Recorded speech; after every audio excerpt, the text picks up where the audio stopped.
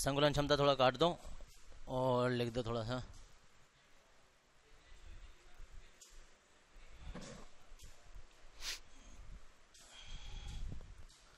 Heading था हमारे पास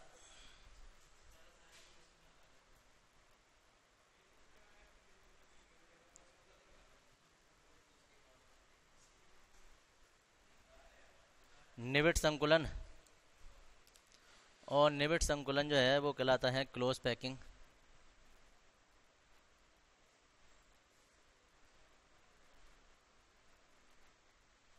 close packing जो है वो तुम्हारे 3 प्रकार की होती है।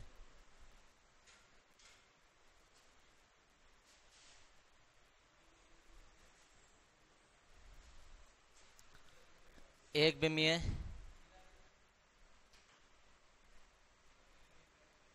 एक बिमीय इसमें जो है वो उप सह संयोजन संख्या वो 2 होती है और कुल उपलब्ध स्थान का 92.4% भाग घेरा जाता है। एक होती है द्विविमीय, सॉरी इसमें तो पूरा पूरा रहता है तुम्हारे। द्विविमीय निबिड़ संकुलन, द्विविमीय निबिड़ संकुलन तुम्हारा 2 प्रकार का होता है। एक होता है वर्ग निबिड़ संकुलन,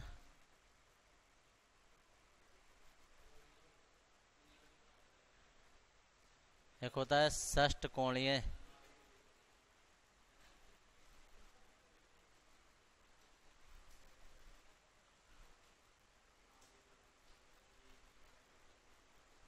षष्ठकोणीय निबिड़ संकुलन, वर्ग निबिड़ संकुलन में उप सह संयोजन संख्या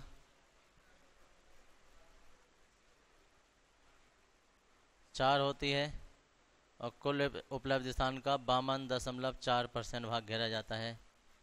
इसमें उप सह संयोजन संख्या जो है वो 6 होती है और कुल उपलब्ध स्थान का 60.4% भाग घेरा जाता है। इसके बाद आ जाती है तुम्हारे त्रिविमीय निबिड़ संकुलन।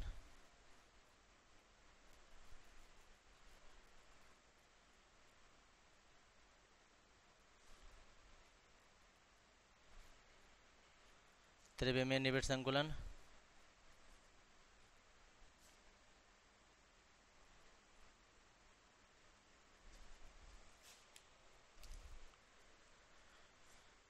त्रिविमीय निबिड़ संकुलन 3 प्रकार का होता है। एक होता है सरल घनीय,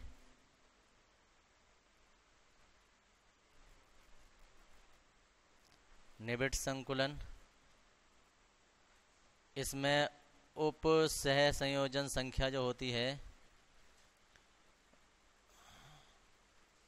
वो तुम्हारी 6 होती है और जी कुल उपलब्ध स्थान का लगभग 60% भाग ही घेरा जाता है इसमें भी। फिर होता है 2 द्विविमीय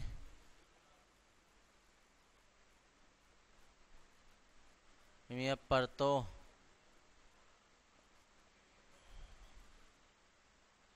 द्विविमीय निबिड़ संकुलन, निबिड़ संकुलन से त्रिविम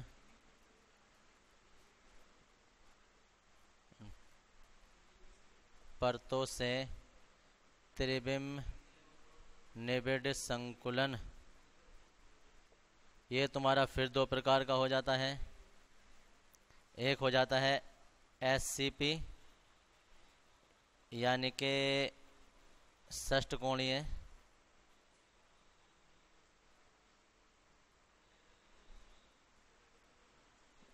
घनीय निबिड़ संकुलन,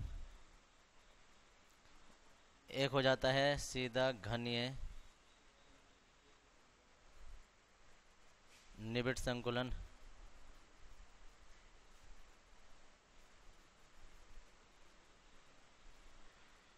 इसमें उप सहसंयोजन संख्या जो है 12 होती है। कुल उपलब्ध स्थान का 74% भाग घेरा जाता है और जी रिक्तियाँ बनती हैं इसमें चतुष्फलकीय।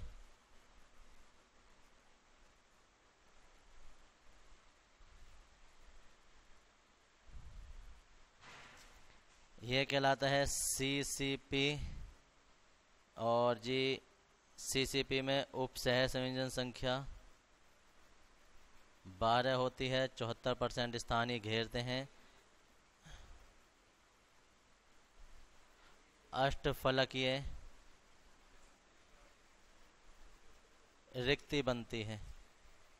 इसका उदाहरण जो है वो MgMo बेरिलियम हो जाता है। इसका उदाहरण जो है वो Au Ag Cu Pt nickel ये हो जाता है। इसकी बात करें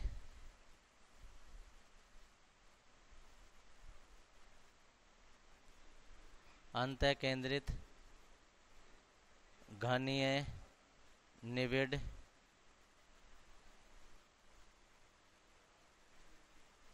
संकुलन और अंतः केंद्रीय घनीय निविड़ संकुलन जो है वो एक ही प्रकार का ही रहता है तुम्हारा।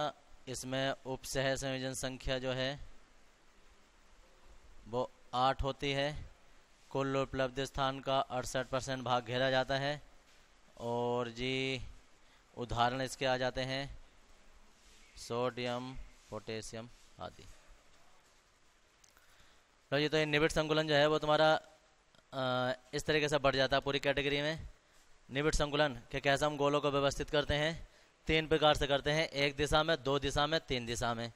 एक दिशा वाला 1 प्रकार का होता है, 2 दिशाओं वाला 2 प्रकार का होता है और 3 दिशाओं वाला 3 प्रकार का होता है। 2 प्रकार का मतलब वर्ग निविड़ संकुलन, षष्ठकोणीय निविड़ संकुलन। वर्ग निविड़ संकुलन में उप सह संयोजन संख्या 4 होती है। कुल उपलब्ध स्थान का 52.4% भाग घेरा जाता है। षष्ठकोणीय में उप सह संयोजन संख्या इतनी होती है, इतने % भाग घेरा जाता है। सरल घनीय निविड़ संकुलन में 6 उप सह संयोजन संख्या होती है, इतने % स्थान घेरा जाता है। द्विविमीय निविड़ संकुलन 2 प्रकार का होता है, एक होता है SCP, एक होता है CCP। SCP में उप सह संयोजन संख्या 12 होती है, 74% स्थान घेरते हैं। चतुष्फलकीय रिक्तियां बनती हैं, MgMo और Be क्रिस्टल में पाया जाता है। घनीय निविड़ संकुलन में उप सह संख्या 12 होती है, 74% स्थान घेरते हैं। अष्टफलकीय रिक्तियां बनती हैं।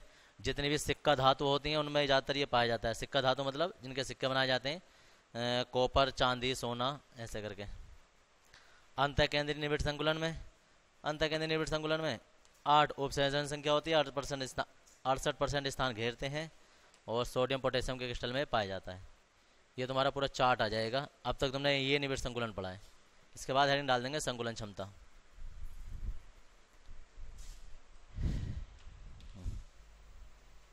संकुलन क्षमता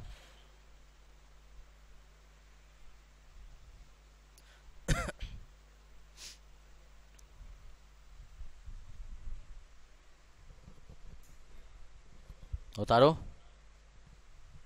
कैसे बैठ गए? ये कोई स्थान है, इस स्थान में हमें परमाणु बिछाने हैं। हमने परमाणु बिछा दिए। कितनी भी कोशिश कर लो कुछ ना कुछ स्थान खाली जरूर रहेगा। यह सारा भर जाएगा? सारा नहीं भर सकता, कुछ ना कुछ स्थान जरूर रहेगा। अगर हमारे पास ये पूरा का पूरा जो है 10 बाई 10 का है, मतलब 100 है, तो 100 नहीं भरा जाएगा। हो सकता है 80 भरा जाए, 80 सेंटीमीटर स्क्वायर या मीटर स्क्वायर, या हो सकता है 70 भरा जाए, या हो सकता है 60 भरा जाए। मतलब 100 से हमेशा कम भरा जाएगा। सोचो 80% भरा गया 100 में से, तो उसकी संकुलन क्षमता 80 हो गई, जितना भरा जाता है। तो क्या परिभाषा होती है कि किसी क्रिस्टल में परमाणुओं द्वारा उपलब्ध स्थान का वह भाग जो परमाणुओं द्वारा घेरा जाता है वो उसकी संकुलन क्षमता कहलाता है। किसी क्रिस्टल में उपलब्ध स्थान का वह भाग जो परमाणुओं द्वारा घेरा जाता है या परमाणुओं द्वारा घिरा होता है वो उसकी संकुलन क्षमता कहलाता है। ठीक है जी। तो संकुलन क्षमता की परिभाषा हम लिख रहे हैं, लिखो। किसी क्रिस्टल में उपलब्ध स्थान का वह भाग जो परमाणुओं द्वारा घिरा होता है परमाणु द्वारा घिरा होता है, संकुलन क्षमता कहलाता है।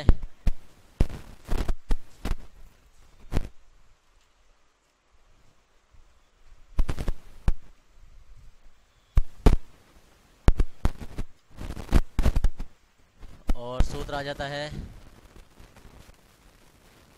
संकुलन क्षमता बराबर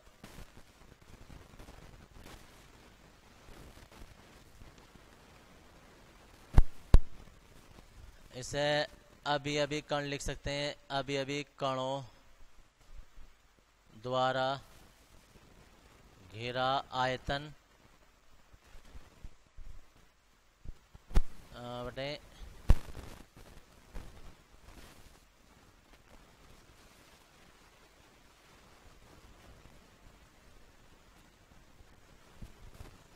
बटे कुल आयतन।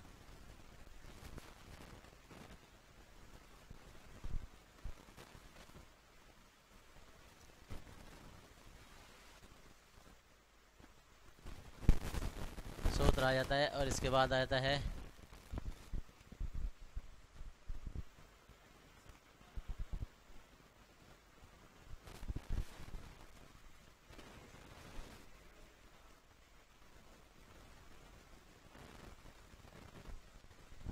एसपी या एफसीसी में संकुलन क्षमता।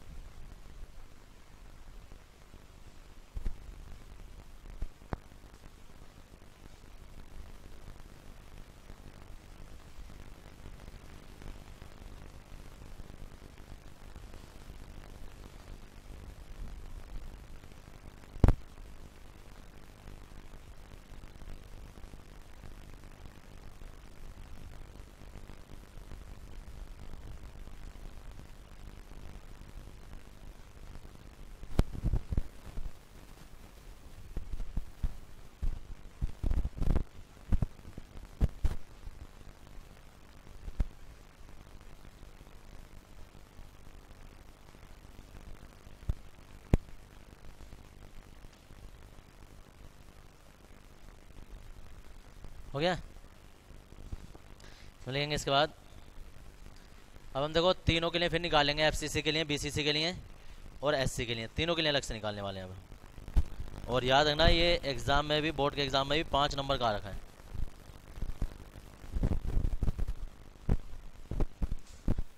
पाँच नंबर का सबके लिए, कि सभी के लिए अलग अलग संकुलन क्षमता का व्यंजक स्थापित करना है हमें।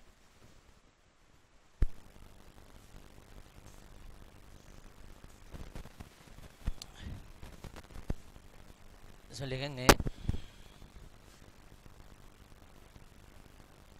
कि एफसीसी में सबसे पहले तो लिख देंगे संकुलन क्षमता का सूत्र। संकुलन क्षमता बराबर अभी अभी कणों का आयतन बटे कुल आयतन। हम कहेंगे चूँकि एफसीसी में परमाणुओं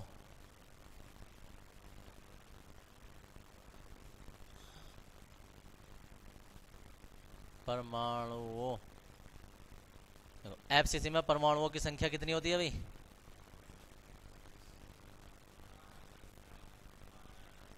4 होती है। इसलिए संकुलन क्षमता जो निकालेंगे हम, तो हम कहेंगे 4 गुणा एक परमाणु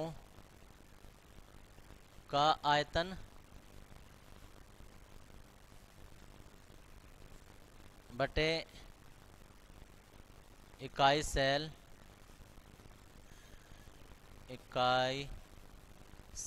का कुल आयतन गुणा 100 और प्रतिशत, प्रतिशत में बताना होता है। अब 4 गुणा एक परमाणु का आयतन कितना था, परमाणु का आकार कैसा होता है, गोलाकार, तो यहाँ गोले का आयतन लग जाएगा। गोले का आयतन होता है 4/3 पाई आर क्यूब। इकाई सेल, इकाई सेल क्या होता है, घन, घन का आयतन एक ही क्यूब गुणा 100। अब बात आती है कि हमारे पास यहाँ से दो रास्ते हैं, या तो हम आर को ए के रूप में बदल दें या ए को आर के रूप में बदल दें। अब कोई कहे यार ये कहाँ आया भाई हमारे पास, तो हम कहेंगे एफसीसी में, चूंकि एफसीसी में त्रिज्या आई थी, एफसीसी में परमाणु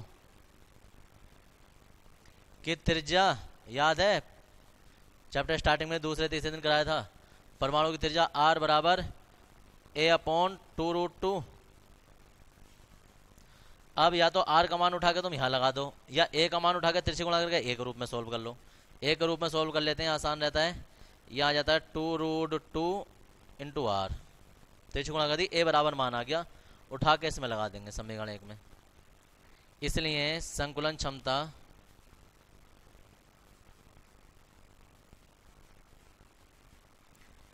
संकुलन क्षमता 4 गुणा, देखो 4 4 कितने हो जाएंगे, 16, 16/3 पाई आर की क्यूब, और यहाँ एक ही जगह आ जाएगा, यहाँ 2√2 आर की क्यूब बराबर, अब यहाँ 16/3 पाई, ऊपर देखो क्या चल रहा है, पाई आर की क्यूब चल रहा है, नीचे क्या हो जाएगा, देखो क्यूब खोलेंगे तो यहाँ तो बन जाएगा 2 दूनी 4 दूनी 8, एक स्क्वायर जब जाएगा ना इस पे तो रूट हटा देगा, ये 3 बार रूट लिखा जाएगा ना, 3 बार रूट लिखने का मतलब क्या होगा, 3 बार रूट, 2 तो स्क्वायर हटा देंगे, एक रूट अभी बच जाएगा, यानी कि 2√2 अभी बच जाएगा, और यहाँ क्या हो जाएगा आर की क्यूब गुणा 100, और ये प्रतिशत, आर की क्यूब से आर की क्यूब कैंसिल, 16 से 16 कैंसिल, पाई की वैल्यू लगा देंगे 3.14 गुणा 100, नीचे आ जाएगा 3, और इसकी वैल्यू लगा देंगे 1.414,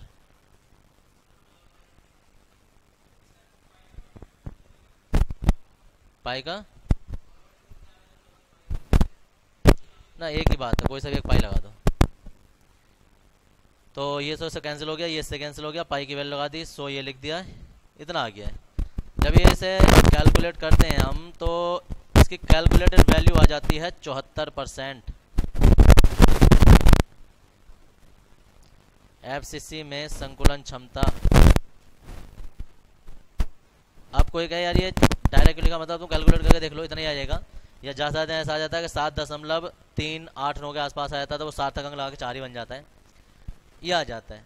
अब इतना करने के बाद में ये तुम्हें डायरेक्ट भी पता होना चाहिए, ये मान कहाँ से आया है, अभी हमने संकुलन क्षमता जो हम कर रहे थे, तो एफसीसी में 74% ये स्थान घेरती हैं, ये जो कर रहे थे अभी अष्टफलक के रिक्तियों हैं, चतुष्फलक के रिक्तियों में, तो ये वो वाले आ जाता है तुम्हारा, इतना स्थान घेरा जाता है। फिर इसके बाद हेडिंग डाल देंगे, क्योंकि अभी हम एफसीसी का कर रहे हैं, इसके बाद आ जाता है बीसीसी का, बीसीसी का, चलो पहले से उतारो, कैलकुलेट करके देख लो कितना।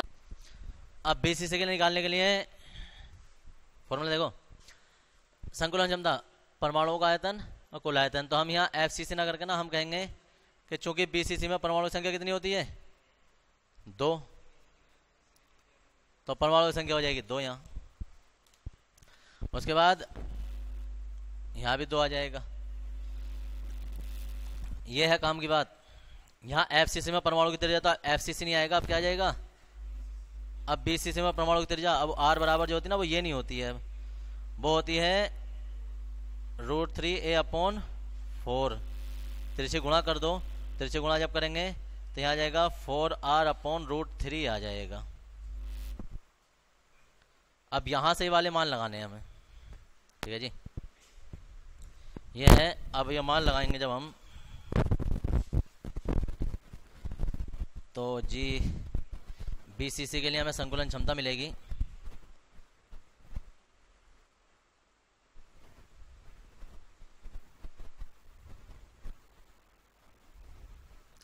संकुलन क्षमता, अब यहाँ तो 2 4 दूनी 8 आ जाएगा, गुणा पाई आर की क्यूब, और ये जो 3 था ये नीचे आ जाएगा, एक ही जगह क्या आ जाएगा, एक ही जगह आ जाएगा 4r अपॉन √3 की क्यूब गुणा 100 ये परसेंटेज। 8 अभी ऐसे ही रहेगा, पाई अभी ऐसे ही रहेगा, आर की क्यूब ऐसे ही रहेगा, 3, अब देखो 4 चौक 16 चौका 64 आर की क्यूब बटे 3, तो 3 बार रूट होगा ना, तो एक तो 2 बार तो रूट 3 बन के निकल जाएगा, ये ऐसा हो जाएगा। समझ में आया क्या हुआ? 3 बार √3 होगा, 3 बार तो 2 तो 3 ही बन के निकल जाएगा, एक रूट रह जाएगा।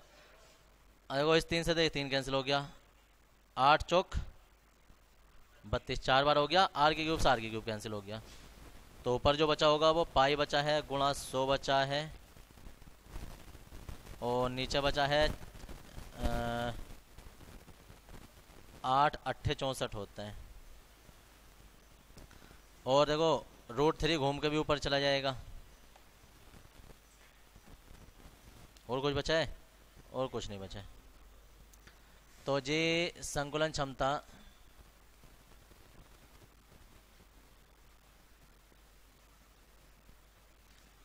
क्षमता और वो आ जाती है 3.14, √3 की वैल्यू आ जाती है 1.732 गुणा 100 बटे 8, और ये प्रतिशत, जब इसे गुणा करके डिवाइड करते हैं 8 से तो ये आ जाता है 68%। अब कोई ये डायरेक्ट क्यों लिखा जा रहा है? क्योंकि ये तुम्हें आंसर डायरेक्ट लिखने से डबल फायदा है, एक तो तुम्हारी कैलकुलेशन गलत नहीं होगी, दूसरी बात यहाँ से 1 नंबर का क्वेश्चन बनता है कि डायरेक्ट तुमसे पूछेगा बीसीसी की संकुलन क्षमता कितनी होती है, ऑप्शन में पूछ सकता है, 1 नंबर में पूछ सकता है, तो इतना लंबा सॉल्व नहीं करेंगे उस टाइम पर, हमें डायरेक्ट भी पता होना चाहिए। अब एग्जामिनर को थोड़ा पता है कि उसने की होगी, उसने सोचा रफ पेपर पर गुणा करके और इसने यहाँ हल करके लिखा है, उसे ये थोड़ा पता है कि वो खड़े से डायरेक्ट सीखा है, तो वो तुम्हें डायरेक्ट लिखना है। लेकिन ये भी मत करना कि डायरेक्ट वहाँ मान लगा कर डायरेक्ट लिख दो, उसे लगना चाहिए कि ईमानदारी से कैलकुलेशन किया, बड़ी मेहनत की है बच्चे ने। तो इतना करना है जितना कि चले।